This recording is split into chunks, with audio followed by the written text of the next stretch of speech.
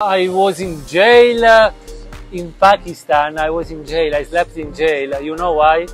Because I asked hospitality to the police, and the police told me, "Sorry, we don't have any room. If you want, we have a jail. It's free." Okay. It was November. It was very cold. It was in Chilas, and I slept in the jail. It was amazing.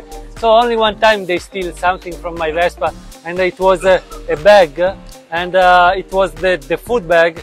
But they were monkeys. So it was a long tour before reaching Pakistan, because I started 6 years ago from Europe, Italy. I'm from Italy, and I traveled all around Europe. I traveled all around Africa, 40 countries in Africa.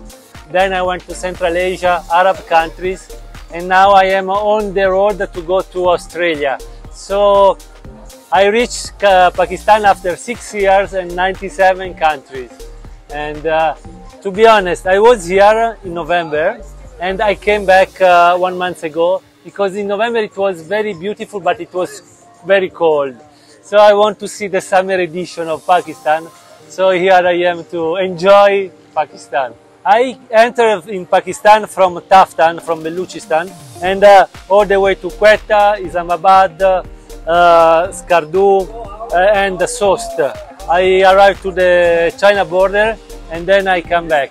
And for sure, my favorite part of Pakistan is the north area, Unza Valley, Skardu, because it's something unique, because you see high mountains, beautiful people, local food.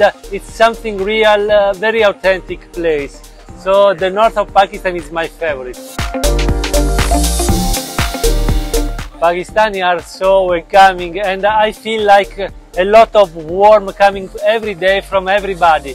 When I am on the road, the people ask me, "Please drink chai, please stay with me, please can I offer you food or a place to stay, to sleep?"